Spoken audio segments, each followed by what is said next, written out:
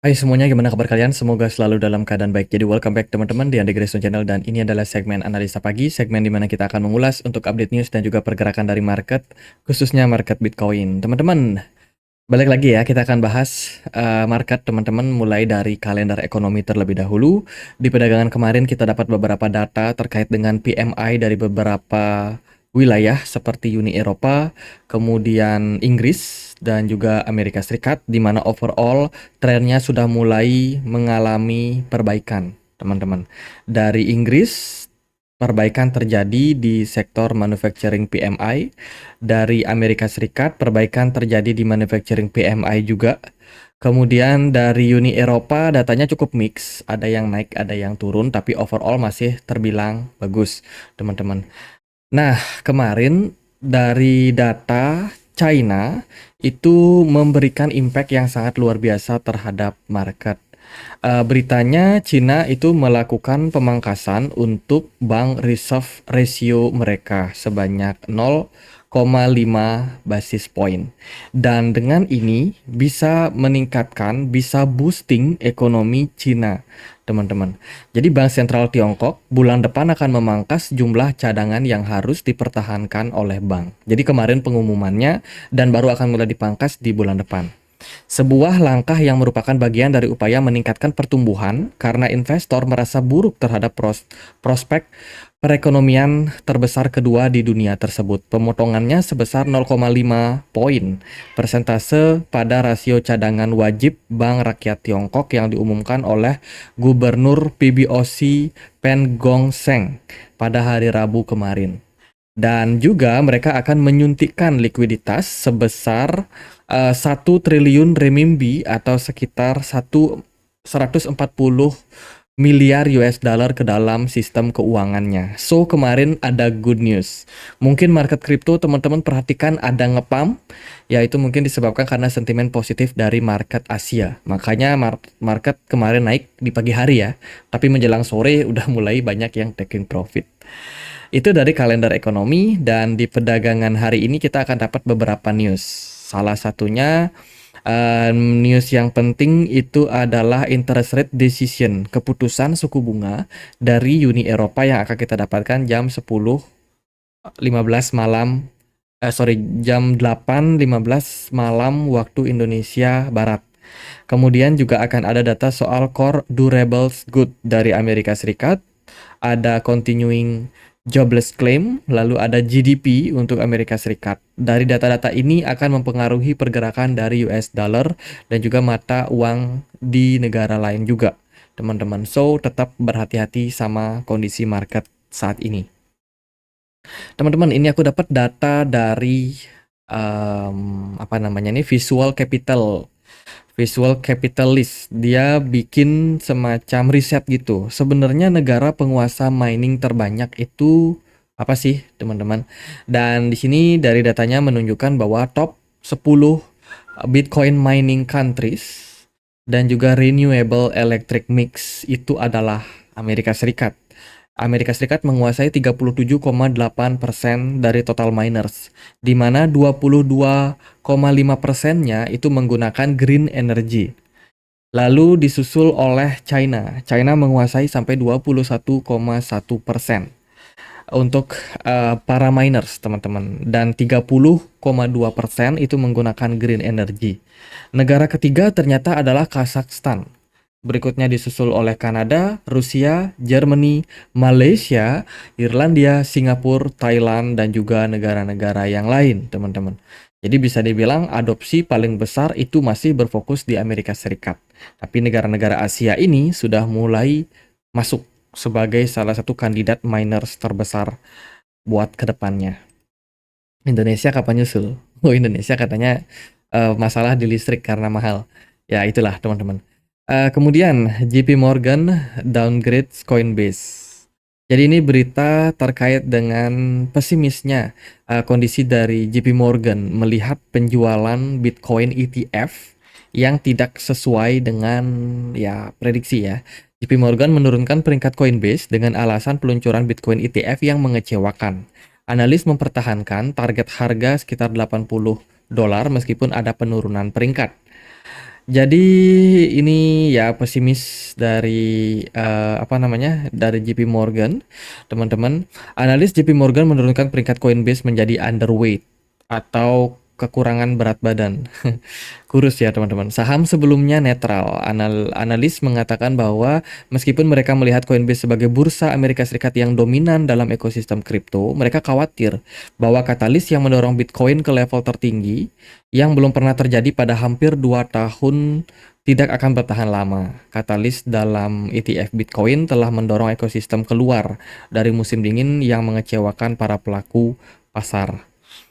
Data CoinShares pada hari Senin menunjukkan arus keluar sebesar 2,2 miliar hanya dari Bitcoin ETF Grayscale, dengan beberapa laporan yang mengklaim bahwa penjualan GBTC dari miners atau dari farming yang dimiliki oleh FTX itu menghasilkan total sampai 1 miliar US dollar.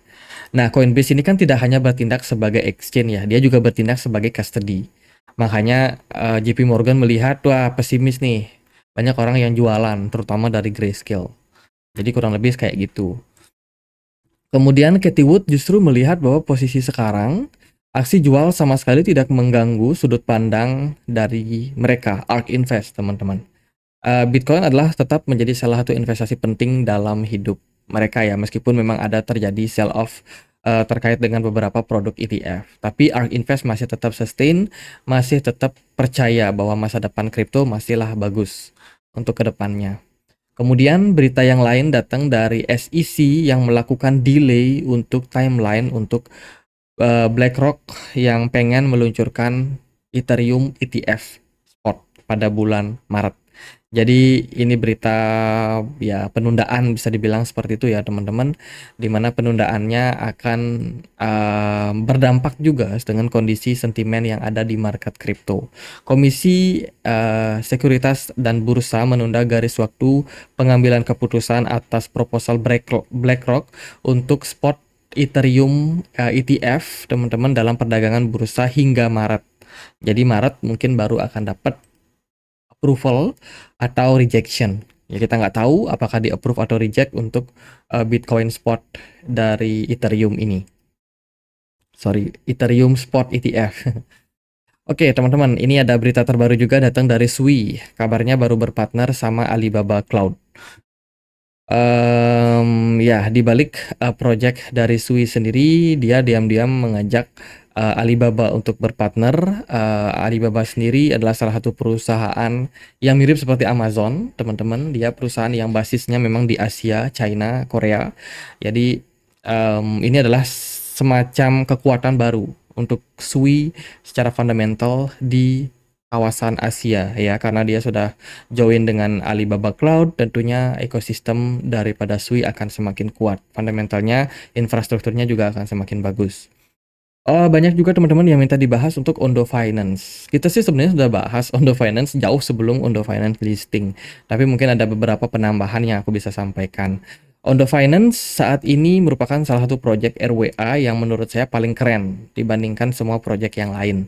Ya, pasalnya dia menawarkan tokenisasi untuk aset-aset berupa obligasi Amerika Serikat. Ya, treasury, teman-teman. Dan mereka diisukan itu berpartner dengan beberapa proyek. Seperti contohnya sama Mental, sama Solana. Ondo Finance juga berpartner sama Injective, ya, dan beberapa venture capital seperti Pantera, Coinbase Venture. Dan kebetulan perusahaan-perusahaan venture capital ini bekerja sama juga sama BlackRock dan juga Morgan Stanley. Jadi banyak orang yang mengkaitkan antara Ondo Finance sama BlackRock ya.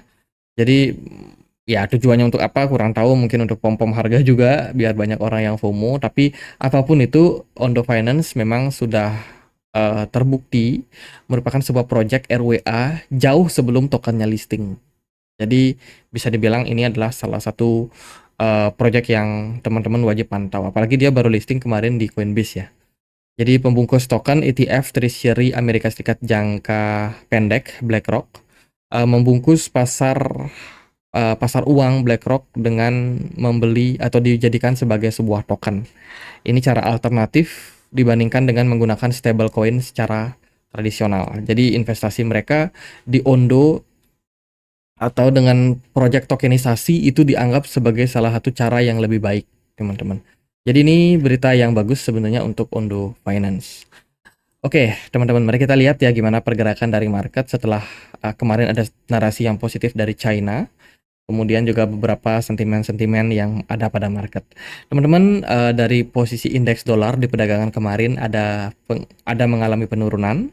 Ada beberapa gap yang ditimbulkan oleh indeks dolar sebenarnya dalam beberapa waktu perdagangan terakhir yang berpotensi untuk menjadi titik balik untuk indeks dolar kembali melanjutkan tren penurunan. Kemudian dari gold sendiri masih dalam tekanan jual. Kemarin gold nyungsep sekitar 0,8%. Lalu S&P 500 naik tipis, padahal di sini mereka ada banyak gap juga ya untuk S&P 500-nya, tapi masih juga kuat untuk dikerek naik. Dari Bitcoin sendiri kemarin sempat dibawa naik sampai 40.500, tapi akhirnya dia kena reject di level resistance tersebut dan Bitcoin hari ini diperdagangkan di kisaran 39.600. Bagaimana prospeknya? Dari BTC Dominance sih kemarin mengalami penguatan. Berarti kemarin adalah indikasi bahwa banyak aliran uang yang mulai masuk lagi ke Bitcoin, teman-teman. Jadi ya itu altcoin rata-rata kemarin sempat naik juga, tapi udah kembali pada koreksi lagi karena ya disebabkan karena BTC Dominance yang masih cenderung mendominasi. Jadi untuk sekarang saya melihat Bitcoin masih akan ada peluang untuk ngetes, teman-teman, apalagi kenaikan yang terjadi di time frame 4 jam kemarin itu belum memberikan indikasi pembalikan arah terjadi pada Bitcoin. Dari MACD sendiri overall masih hijau ya.